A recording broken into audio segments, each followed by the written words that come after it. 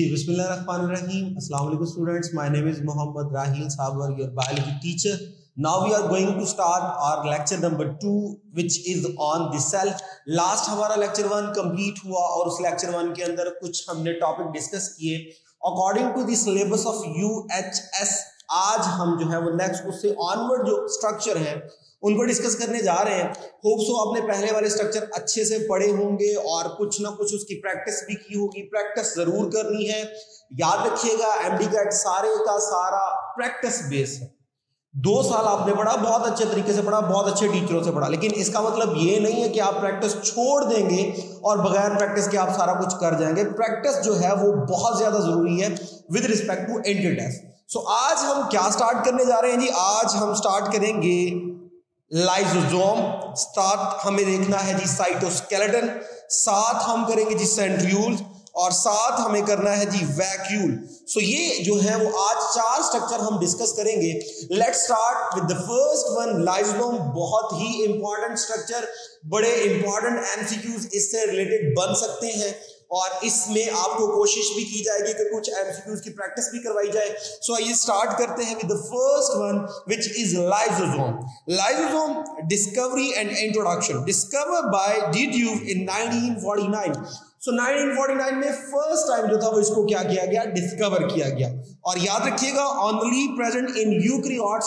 तो यहां पे चेक कर लीजिए, कंडीशन लग गई कि सिर्फ और सिर्फ यूकैरियोट्स में होता है, ये प्रोकैरियोट्स में नहीं होता। तो स्टूडेंट याद रखिएगा हर स्ट्रक्चर के बारे में आपको ये मालूम होना चाहिए कौन सा स्ट्रक्चर प्रोकैरियोट में है, कौन सा स्ट्रक्चर यूकैरियोट में है, क्योंकि एक एमसीक्यू इससे रिलेटेड भी बन सकता है। Which one of the following only present in prokaryote, या which one of the following only present in eukaryote, या which one of the following present in both. तो ये स्ट्रक्चर, हर एक स्ट्रक्चर आपको मालूम होना चाहिए कौन सा प्रोकैरियोट्स में होता है और कौन सा यूकैरियोट में। तो मैंने कहा ये स्ट्रक्चर हमारे पास क्या होता है? यूकैरियोट में होता है। Next single membrane bounded structure है। अब सिंगल मेम्ब्रेन बाउंडेड स्ट्रक्चर, ये भी बात आपको मालूम होनी चाहिए। जितने स्ट्रक्चर हमने पढ़ने हैं आपको याद रहने चाहिए कौन सा सिंगल था कौन सा डबल। अगर आप जो है वो कल का लेक्चर अगर आपको अच्छे तरीके से आता है तो उसमें आपने गोल्जी अपरेटस पढ़ा, वो बाय नेचर सिंगल मेम्ब्रेन है। आपने एंडोप्लाज्मिक रेटिकुलम पढ़ा, वो बाय नेचर सिंगल मेम्ब्रेन है। आपने राइबोसोम पढ़ा, वो विदाउट मेम्ब्रेन है। आज जो हम शुरू कर रहे हैं वो लाइसोसोम है, जो हमारे पास क्या है? Single membrane. स्क्रीन पे आपको इसका स्ट्रक्चर नजर आ रहा है। इस स्ट्रक्चर में अगर आप गौर कीजिए तो जो येलो शेप का आउटर मोस्ट आपको नजर आ रहा है ये इसकी मेम्ब्रेन है और एग्जैक्ट वही वाला जो मॉडल इसके ऊपर अप्लाई होता है जो प्लाज्मा मेम्ब्रेन में आपने फ्लूइड मोज़ेक मॉडल पढ़ा था। और इन येलो के अंदर आप देखें कहीं कहीं आपको डिफरेंट कलर नजर आ रहे हैं। वो जो डिफरेंट कलर है बेसिकली वो प्रोटीन्स हैं जो इसके अंदर एम्बेडेड होती हैं। और जो बिल्कुल कोर वाला स्ट्रक्चर है, इस कोर वाले स्ट्रक्चर में वो सारे एंजाइम्स पड़े हैं जो लाइसोसोम के अंदर होते हैं। अब अगर हम स्ट्रक्चर की तरफ देखें तो मैंने कहा सिंगल मेम्ब्रेन है, इसका मतलब ये हुआ कि ये मेम्ब्रेन बाउंडेड है। जब ये मेम्ब्रेन बाउंडेड है तो इस मेम्ब्रेन के अंदर सारा कुछ होगा जिसने क्या करना है? स्पेसिफिक फंक्शन परफॉर्म करना है। अब क्या क्या इसके अंदर होगा? Number 1 contain hydrolytic enzyme and acid phosphatases. तो इसमें हाइड्रोलाइटिक एंजाइम्स होते हैं। याद रखिएगा हाइड्रोलाइटिक एंजाइम्स क्या होते हैं? These are powerful digesting enzyme, यानी ऐसे एंजाइम्स होते हैं which will perform the function of the digestion. अब डाइजेशन क्या होता है? आपने पढ़ा होगा to break down the complex one into the simple one known as digestion.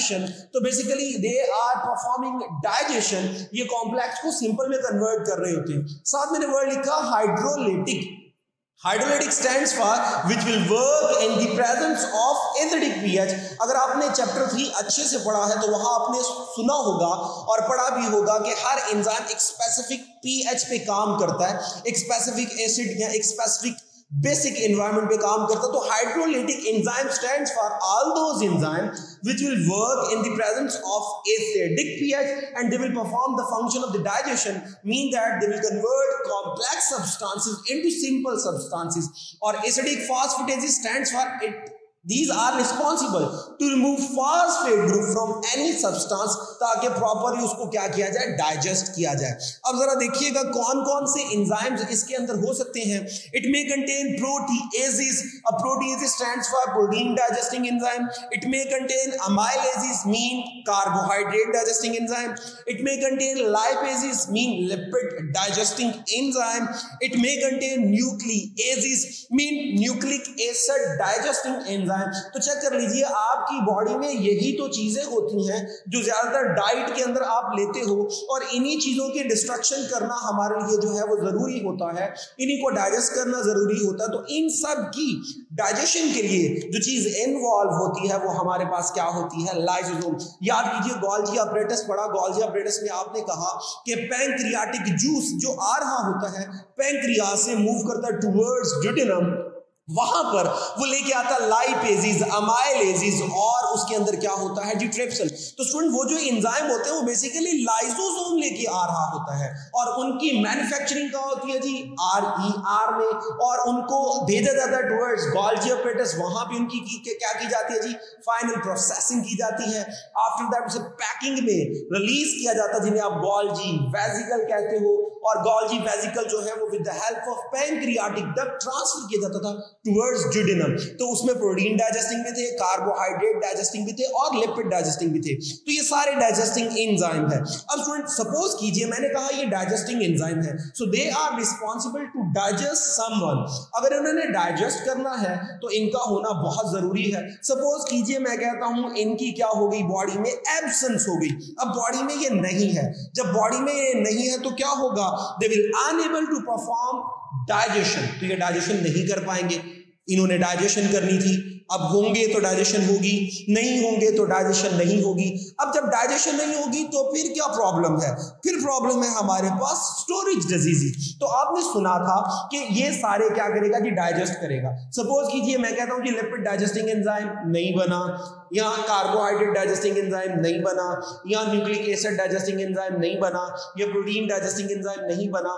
तो डाइजेस्ट करने वाले एंजाइम अगर नहीं बने तो वो जो सब्सटेंस आपकी बॉडी में आएगी इट विल स्टार्ट टू अकैमुलेट। जब वो आपकी बॉडी में अकैमुलेट होना शुरू हो जाएगी then it will leads to storage diseases. देखिए ना, एक चीज एक प्रॉपर तरीके से आप यूज नहीं कर पा रहे तो आपकी बॉडी में वो पड़ी वेस्ट हो जाएगी, डिग्रेड हो जाएगी। जब वो पड़ी वेस्ट हो जाएगी, डिग्रेड हो जाएगी, then it will responsible to cause some kind of diseases for your body. तो इसी तरह जब ये एब्सेंट हो जाएंगे, एंजाइम नहीं आ पाएंगे, तो क्या होगा, वो आपकी बॉडी में अकैमुलेट होना शुरू हो जाएगा।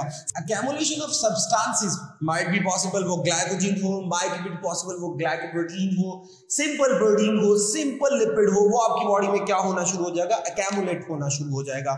और उसकी बिहाफ पे जो डिजीजेस होंगी वो होंगी क्या, स्टोरेज डिजीज। ज्यादातर ये जो डिजीजेस होती हैं वो कॉन्जेनिटल होती हैं, पैदाइशी होती हैं, बाय बर्थ आपकी बॉडी में होती हैं, जिनकी बिहाफ पे प्रॉब्लम होती है। अब क्या वजह है कि वो बाय बर्थ होती हैं, बेसिकली म्यूटेशन हो जाती है। म्यूटेशन क्या होता है, change in DNA, change in hereditary material, उसे आप क्या बोलते हो, उसे आप बोलते हो म्यूटेशन। अब स्टूडेंट जरा डीएनए पे गौर कीजिए, मैंने कहा डीएनए में म्यूटेशन हो गई, इट मीन डीएनए नहीं बना। अब डीएनए ही तो रिस्पॉन्सिबल है for the formation of RNA, transcription करना, एमआरएनए बनाना। उसी एमआरएनए ने फिर राइबोसोम के पास जाके क्या बनानी है, प्रोटीन बनानी है। तो जब म्यूटेशन हुई, डीएनए खराब, डीएनए खराब तो एमआरएनए खराब, एमआरएनए खराब तो प्रोटीन नहीं बनेगी। जब प्रोटीन नहीं बनेगी तो भाई उन्हीं प्रोटीन से तो एंजाइम बन रहे थे, इसका मतलब lysosome will unable to perform specific function. तो इस सेंस में ये आपकी बॉडी को डैमेज करना शुरू कर देगा। 20 टाइप्स की डिजीजेस अब तक डिस्कवर हो चुकी हैं जो कि स्टोरेज डिजीजेस है और लाइसोसोम्स की एब्सेंस की वजह से होती है। सो फर्स्ट हम चल रहे हैं जी ग्लाइकोजिनोसिस टाइप 2। अब ग्लाइकोजिनोसिस टाइप क्या होता है, याद रखिएगा, हमारी बॉडी में जब ग्लूकोज रिसीव होती है, स्टार्च की फॉर्म में रिसीव हुई फ्रॉम प्लांट, डाइजेस्ट किया, ग्लूकोज बना लिया, जितना बॉडी ने यूज करना था यूज कर लिया, बाकी एक्सेस ग्लूकोज वेस्ट नहीं किया जाएगा, ग्लाइकोजन की फॉर्म में मसल्स के अंदर और लीवर सेल्स के अंदर क्या कर दिया जाता है, स्टोर कर दिया जाता है। जब मसल और लीवर सेल के अंदर स्टोर कर दिया जाएगा तो जरूरत पड़ने पर वो ग्लाइकोजन दोबारा कन्वर्ट होती है इनटू ग्लूकोज, ताकि वो आपकी बॉडी को ब्रेक होके एनर्जी दे सके। अब ग्लाइकोजेनोसिस टाइप 2 में क्या होगा, एक्सेस ग्लूकोज ग्लाइकोजन में कन्वर्ट होके आपके लीवर सेल्स के अंदर और आपके मसल सेल्स के अंदर क्या हो जाएगा, स्टोर हो जाएगा। लेकिन म्यूटेशन की बिहाफ पे वो वाले एंजाइम नहीं बनेंगे which are responsible to convert glycogen into glucose. So जिसकी बिहाफ पे क्या होगा, glycogen will not convert into glucose. So body में एक्यूमुलेट होना शुरू हो जाएगी ग्लाइकोजन, जिसे आप बोलोगे ग्लाइकोजेनोसिस टाइप 2। तो ये प्रॉब्लम है।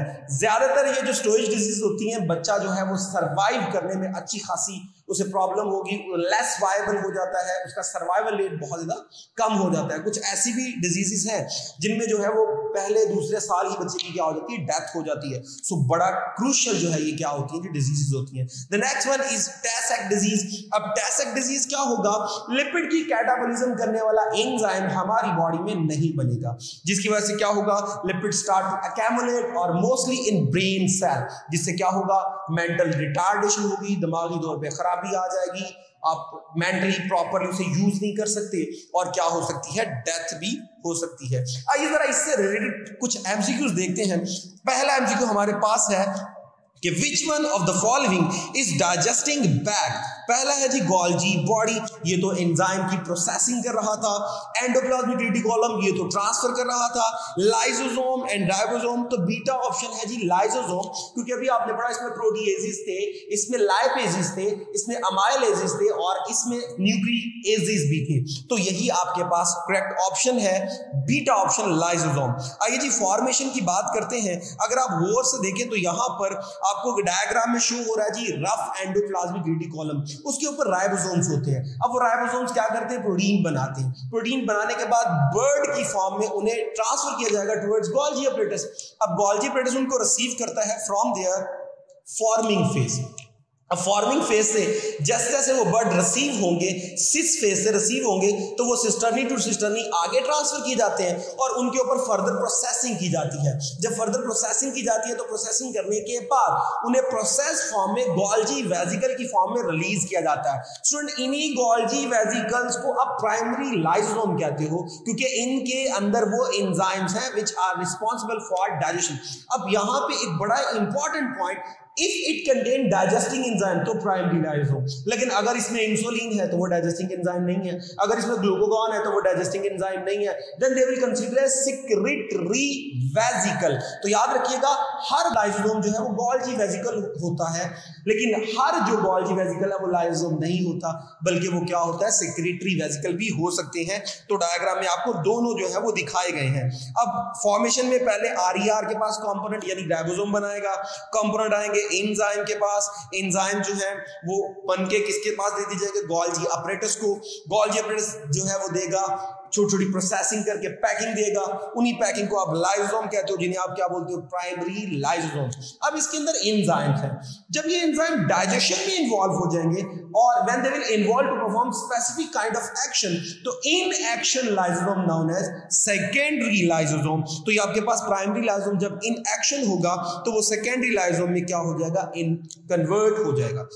अब क्या क्या फंक्शन ये कर सकता है, सपोज कीजिए फैलने की फॉरेन ऑब्जेक्ट इंगल्फ कर ली, जिसे आपने फैगोसाइटोसिस का नाम दिया था, तो वो फैगोसिटिक वैक्यूल बनेगा। अब वो जो फैगोसिटिक वैक्यूल है उसके साथ लाइसोसोम अटैच होगा, now it will consider as secondary vesicle, secondary lysosome, और वो क्या करेगा, परफॉर्म करेगा the process of digestion. Example neutrophil, white blood cells, आपने सुना है कि वो बैक्टीरिया को इंगल्फ कर लेते हैं, तो असल में जब वो इंगल्फ करते हैं तो उनके अंदर लाइसोसोम होते हैं जो इस फैगोसाइटोज सब्सटेंस को क्या करते हैं, डाइजेस्ट करने में हेल्प करते हैं। तो इस सेंस में अगर आप देखें तो ये डिफेंसिव सिस्टम का काम कर रहे हैं, डिफेंसिव मैकेनिज्म हो गया आपकी बॉडी के लिए। बिल्कुल इसी तरह हमारी बॉडी में जब डेवलपमेंट होती है तो कभी कभी ऐसा भी होता है कुछ सेल्स को जो है वो ब्रेक कर दिया जाता है, डिस्ट्रॉय कर दिया जाता है। सपोज बिफोर बर्थ आपकी डिजिट्स जो है वो अटैच होती हैं, उनको सेपरेट कर दिया जाता है बाय द अपोप्टोसिस ताकि उंगलियां बिल्कुल सेपरेट हो सके। ये आपने सुना होगा कि जो टैडपोल होता है उसकी टेल होती है, with the passage of time apoptosis होगी, सारे सेल डिस्ट्रक्ट हो जाएंगे और उसकी टेल खत्म कर दी जाती है। तो अपोप्टोसिस का प्रोसेस सेल के अंदर डिपेंड कर रहा होता है on the base of the activity of the lysosome, और याद रखिएगा ये हमारे फेवर में होता है, जबकि नेक्रोसिस उसमें लाइसोसोम नहीं होता, वो हमारी फेवर में नहीं होता। तो इस सेंस में ये हमारी डेवलपमेंट में बड़ा अहम रोल अदा कर रहा है। और कभी कभी ऐसा भी होता है कुछ अबनॉर्मल स्टेजेस में ये हमारे लिए नुकसानदेह भी हो सकता है। मिसाल के तौर पे आप देखिए जी, आपने 2 दिन से 3 दिन से 4 दिन से खाना नहीं खाया, बॉडी को तो एनर्जी चाहिए, तो लाइसोसोम क्या करेगा, सेल के कंपोनेंट्स को डिस्ट्रक्ट करना शुरू कर देगा, उनमें से प्रोटीन निकालेगा, उनमें से कार्बोहाइड्रेट निकालेगा, लिपिड निकालेगा, ब्रेक करके एनर्जी बनाना शुरू कर देगा। इस तरह सेल्स की क्या शुरू हो जाएगी, डिस्ट्रक्शन शुरू हो जाएगी। तो पहले केस में भी आपने सेल को मारा, दूसरे केस में सेल के कंपोनेंट्स को मारा, तो एज ए होल सेल ने अपने ही कंपोनेंट को मारना शुरू कर दिया। This phenomena known as autophagy, और जो ये करता है उसे हम बोलते हैं ऑटोफैगोसोम, जो कि सेकेंडरी लाइसोसोम है। जरा एमसीक्यूज देखते हैं। Secretion are the product form by the ribosome and processed by the Golgi body and packed into the small sacs called as, तो अल्फा है जी गोल्जी वेसिकल, जी बिल्कुल गोल्जी वेसिकल तो उनको कहते हैं। चार्ली है जी प्राइमरी लाइसोसोम। अब ये जो बने हैं उन्हें प्राइमरी लाइसोसोम तब कहेंगे अगर उनमें डाइजेस्टिंग एंजाइम होंगे। तो लाइन सुनिए, उसने बोला है सिक्रीशन, जो इंसुलिन भी हो सकती है, ये डाइजेस्टिंग एंजाइम नहीं है। बीटा है जी सेक्रेटरी वेसिकल, जी बिल्कुल सेक्रेटरी वेसिकल भी बोल सकते हैं। तो डेल्टा है जी ए और बी, तो ए और बी ऑप्शन आएगी। बाज बच्चों ने पहला ही लगा देना था बड़ी जल्दी के अंदर, तो याद रखिएगा जो गोल्जी वेसिकल बना है वो लाइसोसोम नहीं है, अब की बार वो सेक्रेटरी वेसिकल है। सो होप सो आपको समझ आ गई होगी। ये जरा चेक कीजिएगा, ऑटोफैगी की हम एक डायग्राम देख रहे हैं जिसमें सेल के अपने कंपोनेंट को क्या किया जाता है, डिस्ट्रक्ट किया जाता है। अगर आप इसको गौर से देखें तो क्या होगा, ऑटोफैगी के अंदर में देखिए, इस वीडियो में आपको नजर आ रहा होगा, ये सेल का क्लोजअप है। इसमें आप देखिए जी एक इलोंगेशन वाला फेज आपको नजर आ रहा है। इलोंगेशन स्टैंड्स फॉर ये ऑटोफैगोसोम बनाया जा रहा है। मेम्ब्रेन जो है वो इन स्ट्रक्चर को क्या कर रही है, इन्वेलप कर रही है, जिनको डाइजेस्ट करना जरूरी है। और ये नीचे से जो बॉल ऊपर आ रही है, ये बेसिकली क्या है, लाइसोसोम। अब ये फ्यूज होगा विद उसके साथ जो आपके पास स्ट्रक्चर बना है फैगोसोम, और इसकी क्या करेगा, इसकी डाइजेशन करेगा, और जो वेस्ट बनाया जाएगा या तो सेल से बाहर निकाल दिया जाएगा अगर वो वेस्ट है, और अगर उसकी रिसाइकलिंग करना मकसूद है तो सेल में उसे रख लिया जाएगा। इसी प्रोसेस को जरा इस में आप गौर से देखिए वीडियो में, आपको जो है वो इसकी मैन्युफैक्चरिंग भी समझ आ जाएगी, फंक्शन भी समझ आ जाएगा।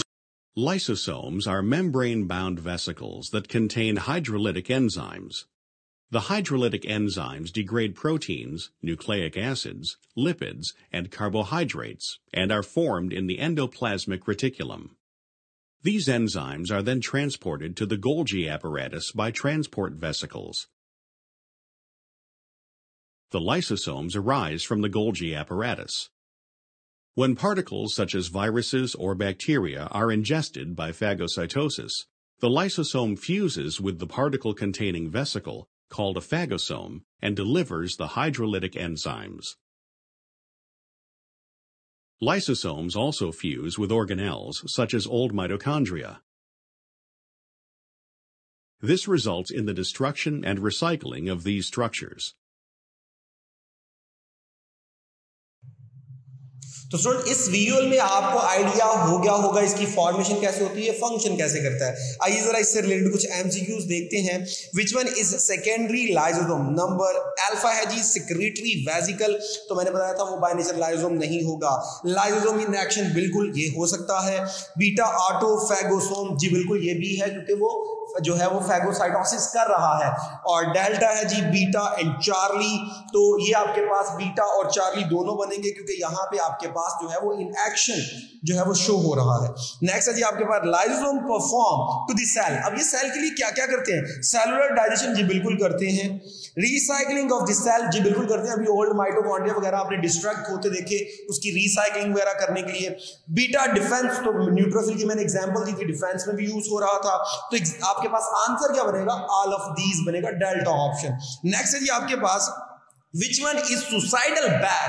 तो suicidal bag apoptosis आपने पढ़ी, उसमें apoptosis में आप क्या बोलते हो? सेल्फ डिस्ट्रक्शन होती है, cell itself commit to suicide, तो वो बाय नेचर क्या है जी, वो आपके पास जो है वो सुसाइड है। तो मैंने बताया था उसमें कौन इन्वॉल्व होता है जी, लाइसोसोम। तो अल्फा राइबोसोम बिल्कुल नहीं, चार्ली लाइसोसोम जी बिल्कुल जी, चार्ली ही होता है, बाकी सारी ऑप्शंस एलिमिनेट हो जाएंगी। नेक्स्ट हम पढ़ने जा रहे हैं जी वैक्यूल, बड़ा इंपॉर्टेंट स्ट्रक्चर। आइए जी, वैक्यूल जो है present in both animal and plant, और याद रखिएगा सिर्फ और सिर्फ यूकैरियोटिक स्ट्रक्चर है, प्रोकैरियोटिक नहीं। दूसरा, अगर एनिमल में देखें तो तादाद में बहुत ज्यादा होते हैं, साइज में छोटे होते हैं, लेकिन अगर मैं प्लांट की बात करूं तो प्लांट में एक बहुत बड़ा वैक्यूल होता है और एक ही होता है, और इसने क्या किया होता है जी, मेजर पोर्शन सेल का कवर किया होता है, ऑलमोस्ट 90% सेल का जो है उसने कवर किया हुआ है। ये जरा डायग्राम देख लीजिए, इसमें जो आपको बिल्कुल दरमियान वाला व्हाइट कलर की सब्सटेंस नजर आ रही है, जो वैक्यूल है, जिसने सेल का एक मेजर पोर्शन क्या किया हुआ है, ऑक्यूपाई किया हुआ है। अब जरा अगर हम इसके स्ट्रक्चर में आए तो इनक्लोज इन सिंगल मेम्ब्रेन, तो लाइसोसोम भी सिंगल था, ये भी हमारे पास क्या है जी, सिंगल मेम्ब्रेन बाउंडेड स्ट्रक्चर है। और मेम्ब्रेन का नाम क्या, टोनोप्लास्ट। याद रखिएगा ये एमसीक्यू का पॉइंट है कि वैक्यूल की मेम्ब्रेन को क्या बोलते हैं, तो टोनोप्लास्ट बोलते हैं। Next, large vacuole form by the fusion of the small on during development. तो असल में प्लांट में जो बड़े वाला वैक्यूल होता है वो तब होता है जब उसकी फाइनल ग्रोथ हो चुकी है।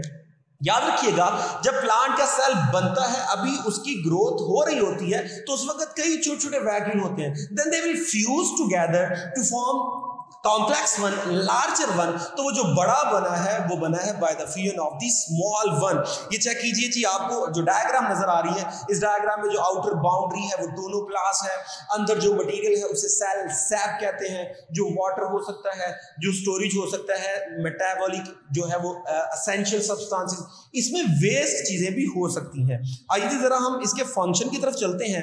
तो प्लांट में इसका बहुत बड़ा फंक्शन टर्जिडिटी में इन्वॉल्व होना, वाटर को अब्सॉर्ब करेगा और सेल अच्छी तरह क्या हो जाएगा, टर्जिडिटी में आ जाएगा, सेल को एक प्रॉपर शेप मिल जाएगी। तो सेल को प्रॉपर शेप देना, एक प्रॉपर जो है वो स्पेसिफिक, उसकी एक स्पेसिफिक शेप बन जाती है, एक स्ट्रेंथ डेवलप हो जाती है, वो on the behalf of vacuole. Check कीजिए राइट साइड पे आपको जो आप डायग्राम नजर आ रही है, एक सेल में टर्जिड सेल है और एक तरफ प्लाज्मोलाइज्ड यानी फ्लैसिड सेल है। वहां पे क्या है, वैक्यूल ने वाटर रिमूव कर दिया तो सेल सारा श्रिंक हो गया। स्पेस देख लीजिए मेम्ब्रेन और सेल में वॉल में, अच्छी खासी सेल मेम्ब्रेन में और सेल वॉल में स्पेस आ चुकी है, सेल श्रिंक हो चुका है, और यही जब पानी को अब्सॉर्ब करेगा तो प्रॉपर आप देख लीजिए एक साइड पे आपको प्रॉपर सेल की शेप नजर आ रही है। तो इस तरह ये सेल को सपोर्ट करता है उसकी शेप वगैरह देने में, और साथ ही साथ site for the storage of the water and product. तो मैंने बताया जी वेस्ट प्रोडक्ट में इसमें स्टोर हो सकते हैं, मेटाबोलाइट भी स्टोर हो सकते हैं,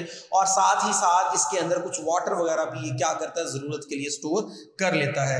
अब एक स्पेसिफिक वैक्यूल होता है जो कि माइक्रो ऑर्गेनिज्म में होता है, उसे बोलते हैं कॉन्ट्रैक्टाइल वैक्यूल। ये जरा देखिए जी, आपको पैरामीशियम नजर आ रहा है, इस पैरामीशियम ने फ्रेश वाटर में होना और सराउंडिंग में पानी हाई कॉन्सेंट्रेशन में होता है, तो वो क्या करेगा, it will move from high to low, तो वो अंदर आ जाता है। अब सेल के अंदर वाटर बहुत ज्यादा आ गया तो प्रॉब्लम क्या होगी, वो साइटोप्लाज्म को क्या कर देगा, डाइल्यूट कर देगा, और एंजाइम्स की जो है वो एक्टिविटी में प्रॉब्लम होगी। उसलिए फिर क्या किया जाता है, ये जो कॉन्ट्रैक्टाइल वैक्यूल आपको स्टार शेप में नजर आ रहे हैं, ये पहले क्या करेंगे, उस पानी को अब्सॉर्ब करेंगे और अच्छी खासी एक शेप में चले जाएंगे, क्योंकि उन्होंने पानी को अपने अंदर क्या किया हुआ, absorb. Then they will contract to remove water from the outside the body, जो कि इस विजुअल में आपको नजर आ रहा है। तो इस तरह ये वाटर की कॉन्सेंट्रेशन को यूनिसेलुलर ऑर्गेनिज्म में बैलेंस करने के लिए, मैनेज करने के लिए भी क्या होता है, यूज होता है। और जब भी वाटर की कॉन्सेंट्रेशन को कंट्रोल किया जाए उसे ऑस्मोरेगुलेशन कहते हैं। तो आप ये भी कह सकते हैं कि vacuole involve in the osmoregulation of unicellular organism. तो ये पॉइंट भी बन सकता है for the sake of MCQ. Next आते हैं जी हम एमसीक्यू की तरफ। Pick up the single membrane bounded structure. Alpha है जी लाइसोसोम, बीटा है जी राइबोसोम, चार्ली है जी वैक्यूल। तो लाइसोसोम सिंगल है, वैक्यूल सिंगल है, तो ए और सी बनेगा, राइबोसोम विदाउट मेम्ब्रेन है। नेक्स्ट सेकंड है जी vacuole of the cell contain. तो वैक्यूल में क्या है, साइटोप्लाज्म नहीं, वो तो सेल के अंदर होता है। सेल सेप जी बिल्कुल सेल सैप ही होता है। न्यूक्लियस बिल्कुल ये तो एक सेपरेट स्ट्रक्चर है, तो आपके पास बीटा ऑप्शन बनती है। Third, membrane of the vacuole, तो मैंने बताया था ये इंपॉर्टेंट है और एमसीक्यू का पॉइंट है। तो साइटोप्लाज्म कहते हैं नहीं, सोनोप्लास्ट कहते हैं नहीं, टोनोप्लास्ट कहते हैं, एक्टोप्लास्ट कहते हैं, तो चार्ली ऑप्शन है जी, टोनोप्लास्ट कहा जाता है। नेक्स्ट जो स्ट्रक्चर हम पढ़ने जा रहे हैं, इट इज साइटोस्केलेटन। अब साइटोस्केलेटन का इंट्रोडक्शन जी, नेम देखिए जी, नेम क्या कह रहा है जी, स्केलेटन। अब जब साइटो तो है पार्ट ऑफ द सेल, तो cytoskeleton stands for skeleton of the cell, so it will act as a skeleton of the cell। अब जरा गौर कीजिए, मैं अगर बात करूं ये है किन में, तो ये सिर्फ और सिर्फ यूकैरियोट्स में होता है, ये प्रोकैरियोट्स में नहीं होता। तो वंस अगेन आपको मालूम होना चाहिए स्ट्रक्चर किस में है किस में नहीं है। मैंने कहा ये बिल्कुल रिजेंबल है जी स्केलेटन से। तो जरा अपने स्केलेटन की बात कीजिए, अगर आपकी बॉडी में स्केलेटन है तो वो आपकी बॉडी को क्या कर रहा होगा, वो शेप दे रहा होगा, वो आपकी बॉडी को मूवमेंट दे रहा होगा, वो आपकी बॉडी को प्रोटेक्शन दे रहा होगा। बिल्कुल इसी तरह अगर ये सेल का स्केलेटन है तो उसे सेल को क्या देनी चाहिए, शेप देनी चाहिए, सेल को क्या देनी चाहिए, मूवमेंट देनी चाहिए, और सेल को क्या देनी चाहिए, प्रोटेक्शन। तो डेफिनेटली ये सब कुछ ये सेल को प्रोवाइड करेगा।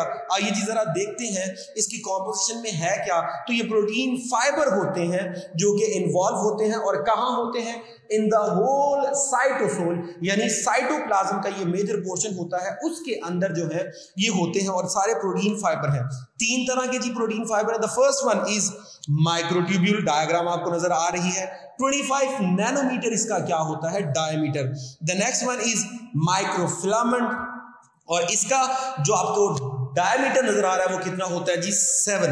अब next one is intermediate filament, और इसका जो हमारे पास डायमीटर होता है वो होता है जी 10। अब 10 देख लीजिए, वो 7 और 25 के दरमियान है, इसलिए तो हमने इसे क्या बोला, इंटरमीडिएट फिलामेंट। अब जरा माइक्रोट्यूब्यूल की तरफ चलते हैं, तो long unbranch cylindrical structure, diagram देखिए आपको सब यूनिट जुड़ते नजर आ रहे हैं। ये सब यूनिट होते कौन से हैं, ये ट्यूबुलिन प्रोटीन होती है, जो कि दो तरह के होते हैं, एक बोलते हैं अल्फा ट्यूबुलिन और एक को बोलते हैं बीटा ट्यूबुलिन। डायग्राम में आपको नजर आ रहे होंगे, ये दो आपस में जुड़ते रहते हैं और एक लंबा हॉलो स्ट्रक्चर बनता है जिसे आप क्या बोलते हो, माइक्रोट्यूब्यूल। अब जरा फंक्शन की तरफ चलते हैं। माइक्रोट्यूब्यूल क्या करता है जी, assembling and disassembling of the chromosome. जरा डायग्राम देखिए, क्रोमोसोम्स को सेल डिवीजन के दौरान माइक्रोट्यूब्यूल्स क्या करती हैं जी, आके अटैच होती हैं, वो क्रोमोसोम्स को पकड़ती हैं, क्रोमोसोम्स को बिल्कुल सेंटर में अलाइ किया जाता है, फिर क्रोमोसोम्स को तोड़ दिया जाता है। तो क्रोमोसोम्स को अरेंज करना, उनको मूव करवाना, उनको इक्वली डिस्ट्रीब्यूट करना, ये सारा काम कौन कर रहा होता है, माइक्रोट्यूब्यूल कर रही होती है। इसके अलावा कुछ स्ट्रक्चर भी ये बनाता है, जैसे कि सेंट्रियोल बनाना, बेसल बॉडी बनाना, सिलिया बनाना, फ्लैजेला बनाना। अब बेसल बॉडी क्या होता है स्टूडेंट, वो वाला स्ट्रक्चर जहां से सिलिया और फ्लैजेला निकलता है उसे बेसल बॉडी कहते हैं। और सिलिया टाइनी स्ट्रक्चर है, थ्रेड लाइक स्ट्रक्चर, ये आपको डायग्राम में पैरामीशियम की सराउंडिंग में बहुत ज्यादा नजर आ रहा है, जिसकी वजह से ये क्या करता है, मूव। फ्लैजेला ये भी थ्रेड लाइक स्ट्रक्चर है, लेकिन साइज में बड़ा होता है और तादाद में 1 या 2 होते हैं। ये आपको यूग्लिना मूव करता नजर आ रहा है, ये मूव कर रहा है with the help of flagella. तो इस तरह ये लोकोमोशन में क्या हो गया, इन्वॉल्व हो गया इन माइक्रो ऑर्गेनिज्म। आइए जी माइक्रोफिलामेंट की तरफ चलते हैं। माइक्रोफिलामेंट ये स्ट्रक्चर आपको नजर आ रहा है। अब ये माइक्रोफिलामेंट क्या होगा, मोर सिलेंड्रिकल फाइबर होते हैं, consist of actin protein. Diameter इनका क्या होता है जी, 7 नैनोमीटर, और ये प्लाज्मा मेम्ब्रेन के अंदर क्या होते हैं जी, अटैच होते हैं। ये आपको नजर आ रहा है जी, दो जो है वो ट्विस्टेड फॉर्म में स्ट्रैंड नजर आ रहे हैं, जो ट्विस्ट है एक दूसरे के, जिस तरह आप मोतियों की माला लेकर या तस्बीह लेकर उसको ट्विस्ट कर दीजिए, तो बिल्कुल उस तरह की इसकी क्या होती है, इसकी जो है वो शेप होती है। आइए इसके फंक्शन की तरफ चलते हैं। इंटरनल सेल मूवमेंट जो होती है वो on the behalf of microfilament होती है, और मूवमेंट में साइक्लोसिस हो गया, अब अमीबॉइड मूवमेंट हो गया। अब यहां पे एक चीज याद रखिएगा, जो माइक्रोफिलामेंट होते हैं ये बाय नेचर बने होते हैं एक्टिन से, मायोसिन से, ट्रोपोमायोसिन से। ये एक्टिन, मायोसिन, ट्रोपोमायोसिन ये वो प्रोटीन्स होती हैं जो आपके मसल्स में होती हैं। और मसल्स के अंदर इनका काम होता है कॉन्ट्रैक्शन रिलैक्सेशन करवाना। तो एग्जैक्ट जब ये प्लाज्मा मेम्ब्रेन से अटैच होंगी और वहां पे कॉन्ट्रैक्शन रिलैक्सेशन करेंगी तो सेल के अंदर जो मूवमेंट होगी वो करवाई जाएगी। ये देखिए जरा आपको डायग्राम नजर आ रही है, सेल के अंदर क्लोरोप्लास्ट मूव कर रहा प्लांट सेल में, इसे साइक्लोसिस कहते हैं। साइटोप्लाज्म की बिहाफ पे ऑर्गेनेल्स का मूव करना, सो साइटोप्लाज्म का एक्टिवली मूव करना within the boundary of the cell, उसे हम साइक्लोसिस कहते हैं या साइटोप्लाज्म स्ट्रीमिंग कहते हैं। ये cytoplasmic streaming on the behalf of microfilament.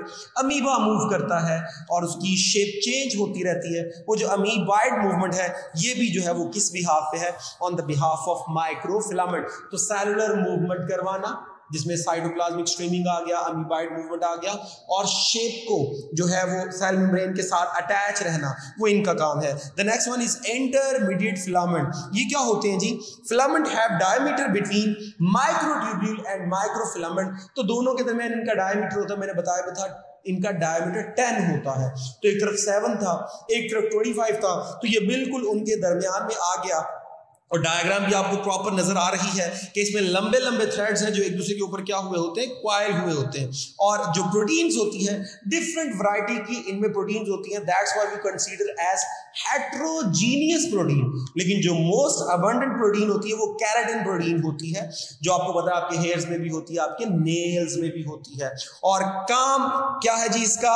Maintain the shape of the cell और integration of the cellular component, यानी सेल के डिफरेंट कंपोनेंट्स को आपस में क्या करना, लिंक करना। तो आइए जी नेक्स्ट चलते हैं सेंट्रियोल, और फिर एंड पे इनके और सेंट्रियोल के फंक्शन इकट्ठे हम एमसीक्यूज में जो है वो एमसीक्यूज देख लेंगे। नेक्स्ट है जी centriole. The first one is present in all animals. तो याद रखिएगा ये प्लांट में नहीं होता, लेकिन एक्सेप्शनल केसेस यहां पे भी हैं। जो लोअर प्लांट्स होते हैं जैसे क्लेमेडोमोनास वगैरह, या अर्ली जो आपके पास ब्रायोफाइट्स थे, नॉन वास्कुलर प्लांट्स, उनमें भी सेंट्रियोल की प्रेजेंस को आइडेंटिफाई किया गया है।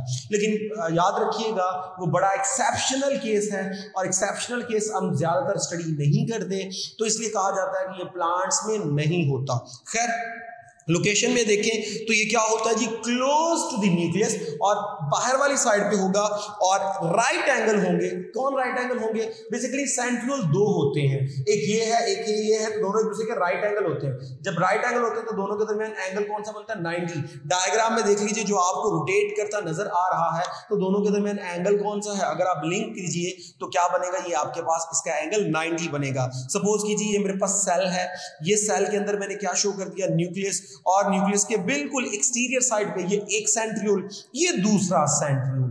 अब जब दो सेंट्रियोल हो गए तो याद रखिएगा दो सेंट्रियोल को इकट्ठा सेंट्रोसोम बोलते हैं।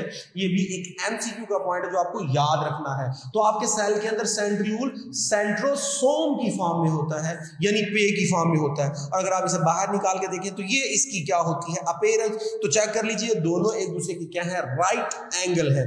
आइए जरा स्ट्रक्चर की तरफ चलते हैं। Pair of centriole called centrosome. तो मैंने पहले भी बताया कि दो होंगे, दोनों एक दूसरे के राइट एंगल होंगे। जब दोनों एक दूसरे के राइट एंगल होंगे तो इन दोनों के दरमियान एंगल 90, और दोनों को इकट्ठा हम क्या बोलते हैं? सेंट्रोसोम कहते हैं। अब ईच सेंट्रियोल, तो दो थे ना, एक सेंट्रियोल की बात करते हैं तो एक सेंट्रियोल में क्या होगा? एक सेंट्रियोल में सिलेंड्रिकल अरे ऑफ द माइक्रोट्यूब्यूल 9 माइक्रोट्यूब्यूल्स होंगे, और हर एक फर्दर 3 का कॉम्बिनेशन होगी। डायग्राम देख लीजिए, आपको 9 माइक्रोट्यूब्यूल नजर आ रही हैं, और हर माइक्रोट्यूब्यूल फर्दर ट्रिपलेट है, यानी कि एक सेंट्रियोल में 27 माइक्रोट्यूब्यूल्स और सेंट्रोसोम में 54। तो एमसीक्यू आपने याद रखना है, अगर आपसे पूछा जाए कि how many microtubules are there in each centriole, तो 9 ट्रिपलेट या 27 माइक्रोट्यूब्यूल। अगर पूछा जाए कि सेंट्रोसोम में कितने हैं, तो आपके पास क्या होगा जी? 18 ट्रिपलेट, यानी 54 माइक्रोट्यूब्यूल इन सिंगल मैनर। खैर आइए जी बात करते हैं कि फंक्शन क्या है जी सेंट्रियोल का। Number 1, just before cell divides they replicate. जरा डायग्राम में देखिए, आपको नजर आ रहे हैं एक सेल जब डिवाइड हो रहा है तो उसने 2 सेंट्रोसोम बना लिए हैं, यानी कि 2 सेंट्रियोल एक तरफ, 2 सेंट्रियोल एक तरफ, और during cell division they will migrate towards opposite pole, जो आपको डायग्राम में नजर भी आ रहे हैं। जैसे ही ऑपोजिट पोल की तरफ माइग्रेट हो रहे हैं, then they will produce microtubules, और वो माइक्रोट्यूब्यूल्स अंदर की तरफ आती है, जिन्हें आपने स्पिंडल्स कहा था, एस्टर्स कहा था, जो क्रोमोसोम्स को क्या करती हैं, असेंबल्स करती हैं, अरेंज करती हैं. So migrate to the opposite pole बता दिया, arrange, assembles, disassemble of the chromosome, तो क्रोमोसोम्स को अरेंज करना, उनको कैप्चर करना, उनको प्रॉपर अलाइन करना, उनको इक्वली डिवाइड करना, ये सारा माइक्रोट्यूब्यूल्स का काम होता है, जो बन किससे रहे होते हैं, सेंट्रियोल से. अब नेक्स्ट जी ये चेक कर लीजिए, एक और डायग्राम आपको नजर आ रही है जिसमें सेंट्रियोल से माइक्रोट्यूब्यूल आपको बनती, ओरिजिनेट होती नजर आ रही है, and they are moving towards the centre, जहां पे इन्होंने क्रोमोसोम्स को क्या करना है, अलाइ करना है. इसके अलावा फॉर्मेशन ऑफ द सिलिया जो है वो भी इसका काम है, और सिलिया क्या करता है, पैरामीशियम वगैरह और भी कुछ माइक्रोस्कोपिक ऑर्गेनिज्म होते हैं, उनकी मूवमेंट में क्या करता है जी, हेल्प करता है. तो सेंट्रियोल का स्ट्रक्चर हमारे पास कंप्लीट हुआ. ये साइटोस्केलेटन और सेंट्रियोल से रिलेटेड कुछ एमसीक्यूज हैं, वो डिस्कस करते हैं. Number 1, amoeboid movement is done by microfilament, microtubule, intermediate filament, all of these. तो माइक्रोफिलामेंट था तो अल्फा ऑप्शन बनती है जी इसकी. Number 2, which one is responsible to maintain the shape of the cell, पहला है जी माइक्रोफिलामेंट, बीटा है जी माइक्रोट्यूब्यूल, चार्ली है जी इंटरमीडिएट फिलामेंट, डेल्टा है जी ऑल ऑफ दीज. तो इंटरमीडिएट फिलामेंट थे जो शेप को क्या रख रहे थे, मेंटेन रख रहे थे. नेक्स्ट हम बात करते हैं प्रोटीन प्रेजेंट इन माइक्रोट्यूब्यूल. तो ट्यूब्यूल से याद रखिएगा ट्यूबुलिन प्रोटीन होती है, तो एक्टिन, ट्यूबुलिन, ट्रोपोमायोसिन और मायोसिन. तो एक्टिन, ट्रोपोमायोसिन और मायोसिन ये तीनों होती हैं जी इंटरमीडिएट फिलामेंट के अंदर. तो यहां कौन सी होगी, ट्यूबुलिन, सॉरी इंटरमीडिएट नहीं, वो होती है जी आपके पास माइक्रोफिलामेंट के अंदर, और यहां जो आपके पास है वो माइक्रोट्यूब्यूल है, तो वो ट्यूबुलिन प्रोटीन होगी. नेक्स्ट जी 4, which part of the cytoskeleton play considerable role in the cell contraction. अब सेल की कॉन्ट्रैक्शन में कौन सी चीज है वो इन्वॉल्व होती है, तो एक्टिन, मायोसिन, ट्रोपोमायोसिन, मैंने कहा था वो कॉन्ट्रैक्शन, रिलैक्सेशन करवाती हैं ताकि सेल्स के अंदर प्रॉपर मूवमेंट हो, सेलुलर मूवमेंट हो. तो वो किसके अंदर होती है, वो तो माइक्रोफिलामेंट के अंदर होती है. तो माइक्रोट्यूब्यूल्स नहीं जी, माइक्रोफिलामेंट बिल्कुल बीटा ही ऑप्शन है. इंटरमीडिएट तो सेल की शेप को क्या रखे हुए, मेंटेन किए हुए. लास्ट एमसीक्यूज की तरफ चलते हैं. सेंट्रोसोम इज रिस्पॉन्सिबल फॉर, तो मैंने कहा था pair of centriole known as centrosome. तो वो क्या करता है जी, alpha cell plate formation, beta cell wall formation, Charlie initiation of the cell division, delta intracellular digestion. तो चार्ली ऑप्शन बनती है जी initiation of the cell division, क्योंकि जब ये माइग्रेट करता तो सेल आपकी डिवीजन जो है वो क्या हो चुकी होती है, शुरू हो चुकी होती है. तो स्टूडेंट आज के हमारे सारे स्ट्रक्चर कंप्लीट हुए, इंपॉर्टेंट पॉइंट सारे आपसे डिस्कस कर लिए गए, जो जो इंपॉर्टेंट एमसीक्यूज बनते थे वो भी आपसे शेयर कर लिए गए. होप सो आपको समझ आई होगी. नेक्स्ट लेक्चर तक के लिए इजाजत दीजिए. Thank you very much. Allah Hafiz.